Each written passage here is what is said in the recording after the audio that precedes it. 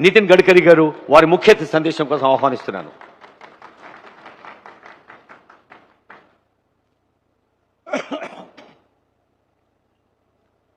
केंद्रीय मंत्रिमंडल में मेरे सहयोगी आदरणीय किशन रेड्डी जी, दूसरे सहयोगी आदरणीय बंडी संजय जी, तेलंगाना के PWD minister कोमती Venkat Reddy ji, district minister Sita काका, यहाँ के एमपी आदरणीय गिडोम नागेश जी, एमपी वंशी जी, एमएलए हरीश बाबू, एमएलए के लक्ष्मी, एमएलए पायला शंकर, एमएलए रामाराव पटेल और उपस्थित सभी भाई और बहनों, अंदरकी नमस्कारम. बागुन्नारा. मुझे बहुत खुशी हुई है कि ये एक एस्पिरेंट डिस्ट्रिक्ट है, सामाजिक आर्थिक शैक्षणिक दृष्टि से पिछड़ा हुआ है, और हम लोग जो काम करते हैं उस विचारों की प्रेरणा है कि समाज के जो शोषित है, पीड़ित है, दलित है, जो सामाजिक आर्थिक शैक्षणिक दृष्टि से पिछड़े हुए हैं, जिनके पास रहने के लिए मकान नहीं है, खाने के लिए रोटी नहीं है, शरीर पर कपड़ा नहीं है, उस दरिद्र नारायण को हम भगवान माने और उसकी निरंतर सेवा करते रहे. ये पंडित दीनदयाल उपाध्याय जी का सामाजिक आर्थिक चिंतन जो अंत्योदय के रूप में प्रसिद्ध है, वही हमारे राजनीतिक जीवन का उद्देश्य है. और मुझे बहुत खुशी हुई कि आज इस जिले में आते हुए मैं आप सबके साथ आपकी समस्या को समझने की एक अवसर मुझे मिला है. मेरे विद्यार्थी जीवन में मैं विदर्भ में विद्यार्थी परिषद का कार्य करता था. गढ़चिरौली डिस्ट्रिक्ट के आदिवासी क्षेत्र में मैं आज भी 1200 एकल विद्यालय चलाता हूं. हमारे 1600 शिक्षक हैं और करीब 18,000 विद्यार्थी हमारे स्कूल में पढ़ते हैं. सरकार से 1 रुपए का अनुदान नहीं लेते हैं. भावना यही रहती है कि जहां अंधेरा है वहां प्रकाश होना चाहिए. चलो जलाए दीप वहां जहां अभी भी अंधेरा है. आज गढ़चिरौली जिला बदल रहा है, जो आपको लगा हुआ है, और उस जिले में अनेक बार मैं आने के कारण वहां की समस्याओं को मैं ठीक प्रकार से समझ चुका हूं, और इसलिए मैं ये समझ सकता हूं कि आप सबका दुख और दर्द क्या है. दुख और दर्द जो है, हर युवाओं को रोजगार चाहिए, किसान को उसके सही फसल के दाम चाहिए, और सही में हर गरीब को मकान चाहिए और रोटी चाहिए. मैं हमारे क्षेत्र में विशेष रूप से 90% मेरा समय मैं किसानों में काम करता हूं. 4 चीनी मिलें चलाता हूं. हमारा किसान केवल अन्नदाता नहीं, वो ऊर्जा दाता बने, ऊर्जा दाता नहीं ईंधन दाता बने, ईंधन दाता नहीं हवाई ईंधन दाता बने, अब हवाई ईंधन दाता नहीं तो बिटुमिन दाता बने, और अब बिटुमिन दाता नहीं तो हाइड्रोजन दाता बने. इसी उद्देश्य को लेकर मैं काम करने की कोशिश करता हूं. मैं इंजीनियर नहीं हूं, पर मुझे 13 डॉक्टरेट्स मिली है, पीएचडी मिली है, और 13 में से 7 डिलीट जो है वो एग्रीकल्चर साइंस में काम करने के लिए मिली है, वाटर कंजर्वेशन में काम करने के लिए मिली है. मैं सबसे पहले किशन जी को, बंडी संजय जी को, कोमती जी को, यहां बैठे हुए विधायक, एमएलए, एमपी को आह्वान करूंगा कि एक छोटा सा काम आप करिए. जो काम मैं विदर्भ के क्षेत्र में, जहां 10,000 से ज्यादा किसानों ने आत्महत्या की, वहां काम कर रहा हूं. 1000 अमृत सरोवर हमने बनाए. दौड़ने वाले पानी को चलने के लिए लगाओ, चलने वाले पानी को रुकने के लिए लगाओ, और रुके हुए पानी को जमीन को पीने के लिए लगाओ. गांव का पानी गांव में, खेत का पानी खेत में, घर का पानी घर में. और मुझे इस बात की खुशी है कि जिस गांव में कुएं का पानी 1 घंटा मुश्किल से पंप चल रहा था, अब उस गांव में 12-12 घंटे पानी मिल रहा है. आप देखिए कोई नौकरी करने वाले अपने यहां सज्जन बैठे होंगे, वो क्या करते हैं, वो हर साल बैंक में अपने सैलरी के 5-10% पैसे डिपॉजिट करते हैं और जब रिटायर हो जाते हैं तो वो पैसा उनके काम में आता है। जैसा पैसा डिपॉजिट हो सकता है वैसा पानी भी डिपॉजिट हो सकता है, और ये हमारे यहां यशस्वी रूप से हुआ है। एनएचआई के तरफ से मिट्टी लगती है रोड के लिए, हमने नदी नालों का खोलीकरण किया, रुंदीकरण किया, जो डैम थे उसका जो मिट्टी थी वो निकाली ताकि वाटर स्टोरेज कैपेसिटी बढ़े। एक पैसा खर्चा ना करते हुए हमने ये सब काम फुकट में करके दिया। मैं हमारे तेलंगाना के मुख्यमंत्री जी और आदरणीय हमारे पीडब्ल्यू मिनिस्टर कोमती वेंकट रेड्डी जी को प्रार्थना करता हूं कि मैं एनएचआई के तरफ से आपको हजारों जगह पर अमृत सरोवर बनाकर देने के लिए तैयार हूं। एक पैसा नहीं चाहिए। आपके तालाब जो होंगे उसका रुंदीकरण खोलीकरण करके उसकी वाटर स्टोरेज कैपेसिटी बढ़ाने के लिए तैयार हूं। इतना ही नहीं तो आपके डैम होंगे उसकी मिट्टी निकालने के लिए तैयार हूं। इसका सबसे बड़ा फायदा किसी को होगा तो तेलंगाना के किसानों को होगा। जो किसानों की फसल है उनका उत्पादन 2.5 गुना बढ़ेगा। किसान समृद्ध संपन्न होंगे। केवल स्मार्ट शहर नहीं, स्मार्ट विलेज बनेंगे। यही हम सबका सपना है। और इसलिए वाशिम जिला जो है महाराष्ट्र का, आपको लक्कर है, वो जिला और गढ़चिरौली जिला दोनों भी एस्पिरेंट डिस्ट्रिक्ट है। मैंने अपने कार्य के लिए दोनों जिलों को दत्तक लिया है। वहां अलग अलग प्रकार के उद्योग, व्यवसाय, तांत्रिक शिक्षण और वहां के युवाओं को रोजगार कैसे दे, इसका प्रकल्प लिया हुआ है। मैं आप सबको अनुरोध करता हूं कि एनएचआई के मार्फत ये जल संवर्धन का, वाटर कंजर्वेशन का काम मैं तेलंगाना में फ्री ऑफ चार्ज करना चाहता हूं। आप इसमें सहयोग करिए, आप इस काम को आइडेंटिफाई करिए और इस काम को करेंगे तो इस देश की ग्रामीण जनता आपको भी और मुझे भी बहुत दुआ देगी। कोई किसान आत्महत्या नहीं करेगा, गांव समृद्ध और संपन्न होंगे। American president John F Kennedy ji ने कहा था, जब मैं मुंबई में मंत्री था तो 55 उड्डान पुल और समुद्र में आप जो देखते हैं वर्ली बांद्रा सीलिंग प्रोजेक्ट और 55 उड्डान पुल बनाने का सौभाग्य मुझे मिला। मेरी उम्र उस समय 32-33 साल की थी और उसी समय अटल बिहारी वाजपेयी जी ने मुझे बुलाकर गांवों को जोड़ने वाली योजना बनाने के लिए कहा था और मैंने 6 महीने काम करके एक रिपोर्ट वाजपेयी जी को दिया था। और जो रिपोर्ट देने के बाद 15 दिन के अंदर लाल किले पर उस योजना की घोषणा हुई थी। उसका नाम था प्रधानमंत्री ग्राम सड़क योजना। आज हिंदुस्तान में 6.5 लाख गांवों में से 4.5 लाख गांवों को मजबूत रोड से जोड़ने का काम इस योजना में हुआ। और इसलिए American president John F Kennedy ने जो कहा था कि American roads are not good because America is rich, but America is rich because American roads are good.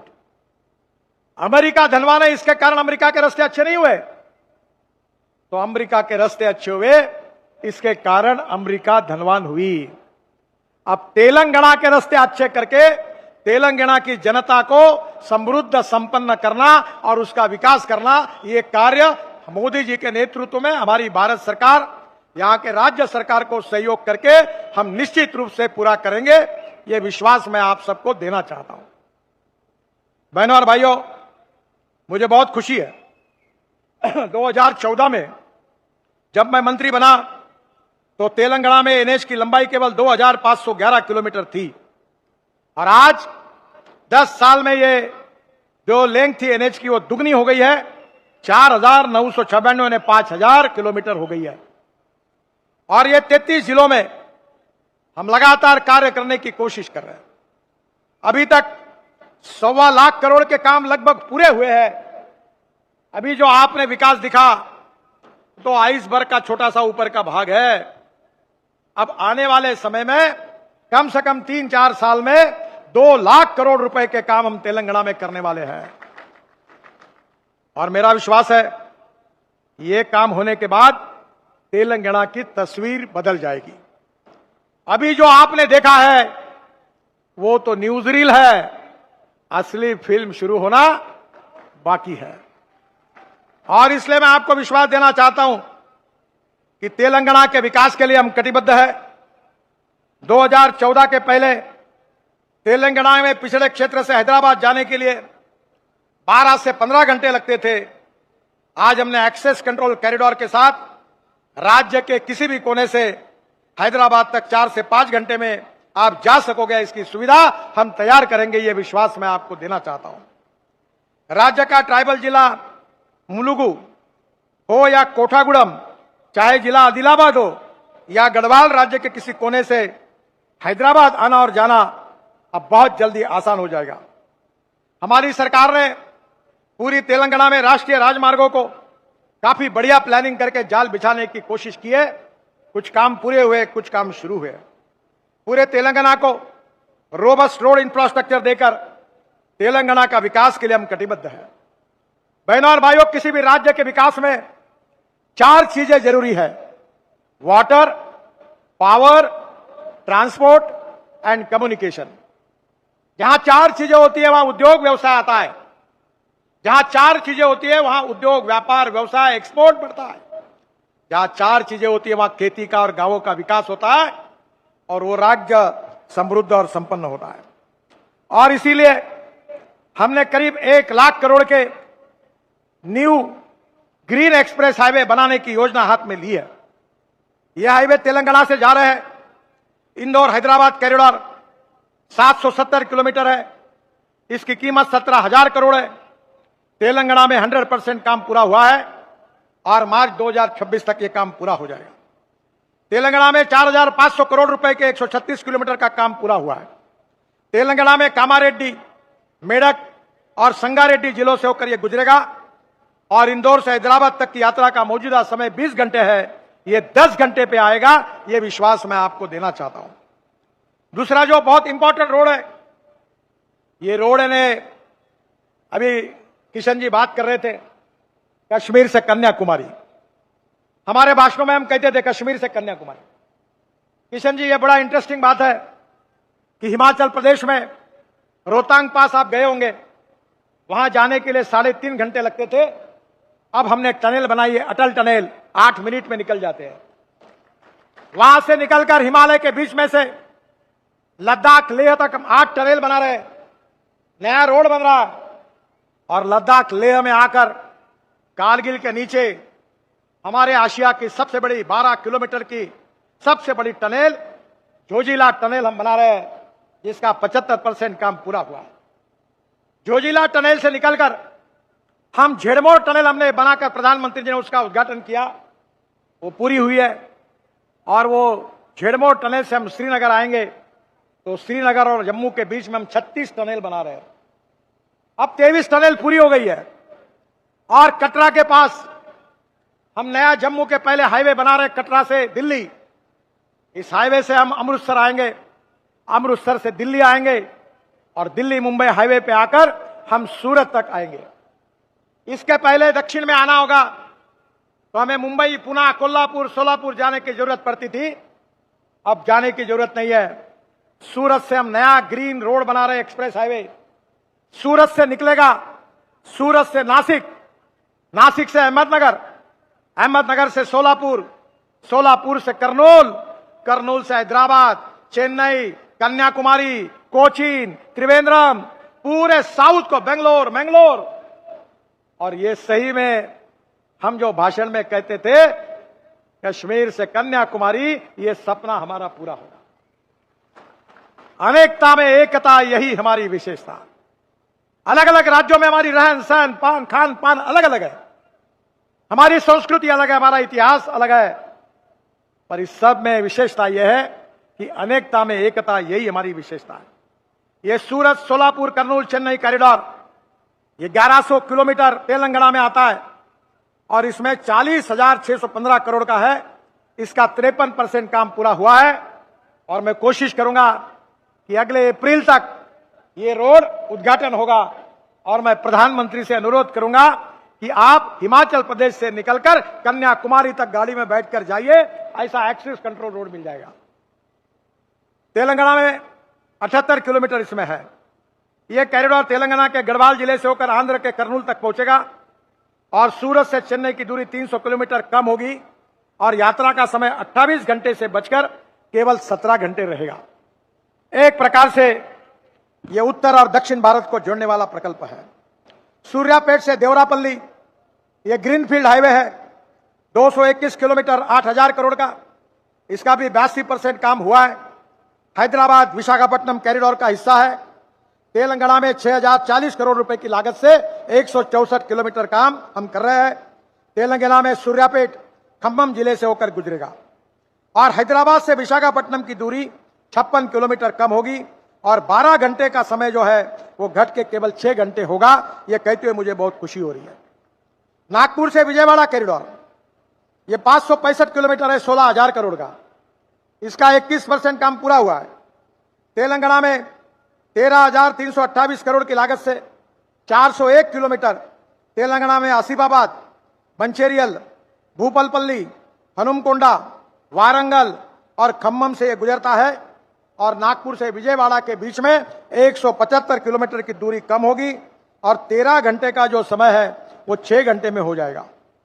Hyderabad से पणजी कॉरिडोर ये 563 किलोमीटर है, 20,000 करोड़ का। तेलंगाना में 3,170 करोड़ रुपए की लागत से 90 किलोमीटर रोड बनेगा। यह कॉरिडोर कर्नाटक के रायचूर से कृष्णा नदी को पार करके तेलंगाना में प्रवेश करता है, महबूबनगर जिले से होकर गुजरता है और जड़गेरला से NH-44 को जोड़ता है। इसकी लंबाई 563 किलोमीटर है और हैदराबाद और गोवा की दूरी 50 किलोमीटर कम होगी और 15 घंटे का जो समय लगता था वो 7 घंटे पे आएगा। इससे पर्यटन को भी बढ़ावा होगा। मुझे बहुत खुशी है कि कोई इंपॉर्टेंट ऑनगोइंग प्रोजेक्ट्स है जो विशेष रूप से बोधन से बासर 645 करोड़ का 57 किलोमीटर है। सितंबर 2025 में यह पूरा होगा। बहुत महत्वपूर्ण बोधन शहर को बेहतर कनेक्टिविटी प्रदान करेगा। हमारे देश का दूसरा सरस्वती मंदिर यहाँ है, पहला जम्मू कश्मीर में है, वो पाक व्याप्त कश्मीर में चला गया। मुझे बहुत खुशी है कि निजामाबाद और निर्मल के बैकवर्ड डिस्ट्रिक्ट को इससे बेहतर कनेक्टिविटी मिलेगी। ये जो आदिलाबाद टू बेला ये 491 करोड़ का काम है, 33 किलोमीटर। इसमें से मई 2026 में पूरा होगा। तेलंगाना और महाराष्ट्र के बीच इंटरस्टेट कनेक्टिविटी में सुधार होगा। कृषि उपज और परिवहन में तेजी आएगी। निर्मल जिले से होकर यह गुजरता है और भैंसा, निर्मल और खानापुर शहरों को जोड़ता है। ये भी बहुत महत्वपूर्ण है। मैं कुछ नई घोषणा कर रहा हूं।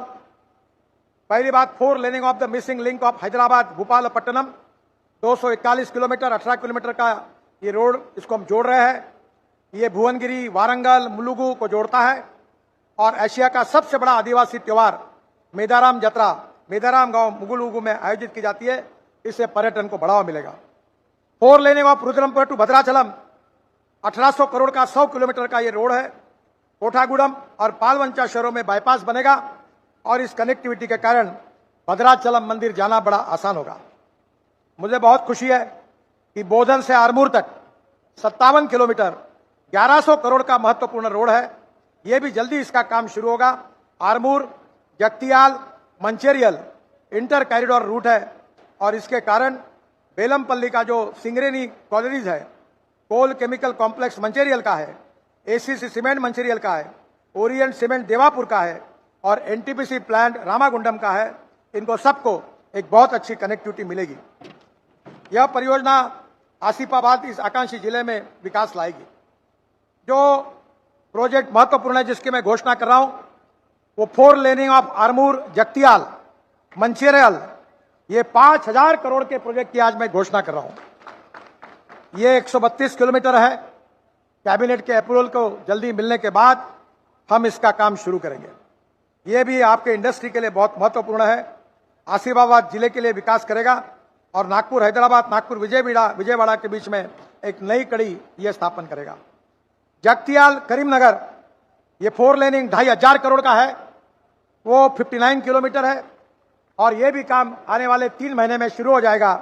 जगतियाल, गंगाधरा, वेदिरा और करीमनगर को बाईपास मिलेगा। जगतियाल, करीमनगर, मंचेरियल और वारंगल शहर के बीच में बेहतर कनेक्टिविटी होगी।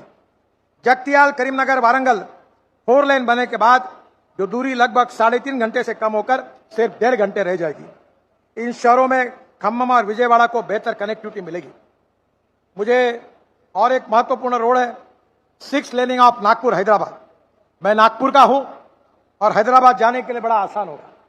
ये 471 किलोमीटर है। वर्तमान में यह 4 लेन रोड है। अब 6 लेन हाई स्पीड इकोनॉमिक कॉरिडोर बनेगा।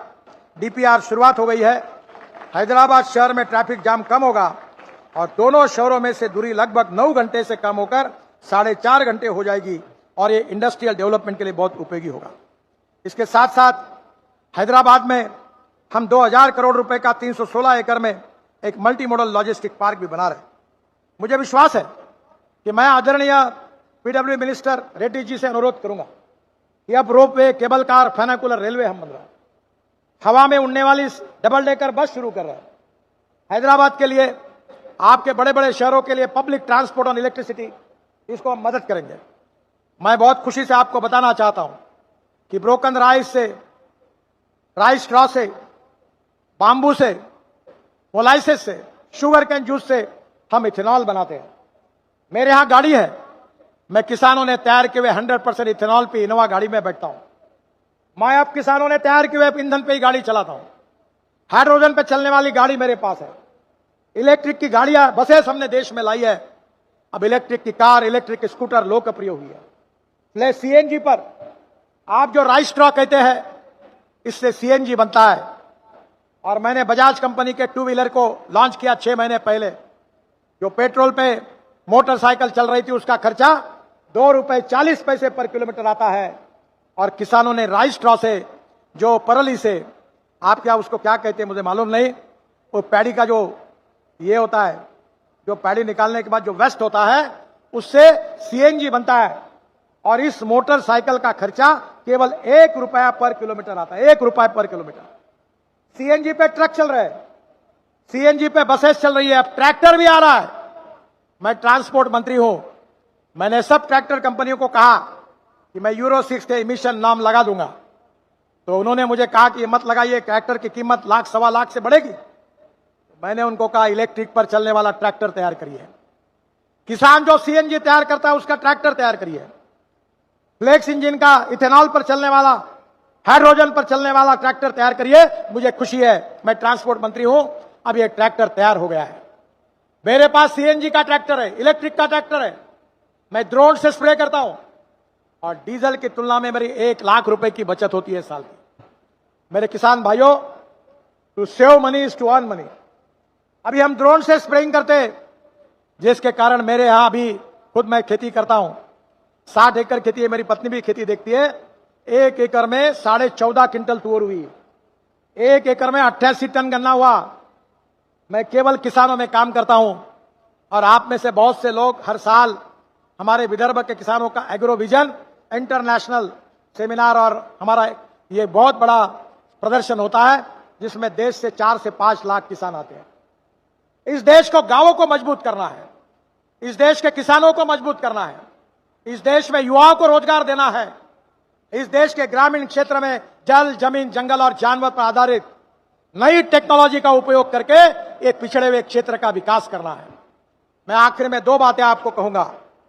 पहली बात है knowledge to wealth, innovation, entrepreneurship, science, technology, research, skill, successful practices, we name it as knowledge, and conversion of knowledge into wealth is the future.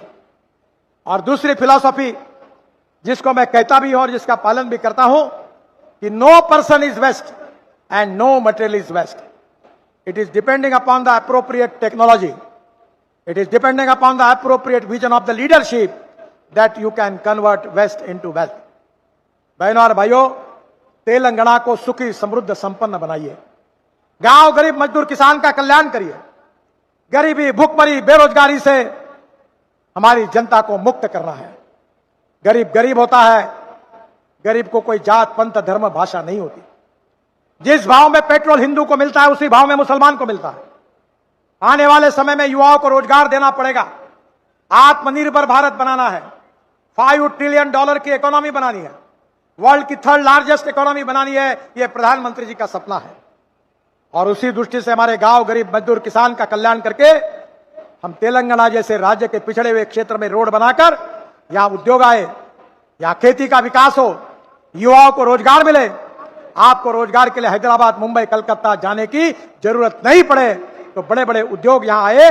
अगर road आएंगे तो उद्योग आएंगे। और इसलिए मैं आपको विश्वास देना चाहता हूं कि तेलंगाना के सर्वांगीण विकास में भारत सरकार की ओर से मेरे विभाग के द्वारा जितना कुछ काम हो सकता है वो पूरा काम करने की हम कोशिश करेंगे, पूरा सहयोग करेंगे, ये वचन देता हूं। और जैसा मैंने कहा, सभी नेताओं को अपील की है और किसान होने के नाते मैंने किए, मंत्री होने के नाते नहीं किए। आप जल संवर्धन, वाटर कंजर्वेशन के लिए मैं फुकट में काम करने के लिए तैयार हूं। जहां जहां रोड बनते हैं वहां मिट्टी लगती है, मैं फुकट पे तालाब आपके उसका एग्रीगेट निकाल के देता हूं, वाटर स्टोरेज कैपेसिटी बढ़ा के देता हूं, मैं अमृत सरोवर बना देता हूं। मैं आपके यहां पानी का प्रॉब्लम अगर सॉल्व हुआ तो किशन जी ने जैसे बताया, भारत सरकार से सोलर पंप लगाइए। मेरे यहां 3 कुएं हैं, 7.5 हॉर्स पावर के 3 सोलर पंप है, 12 घंटे पानी मिलता है, 60 एकड़ जमीन पूरी इरिगेटेड है। कम से कम मेरे खेती से 1 करोड़ रुपए का हर साल उत्पादन होता है।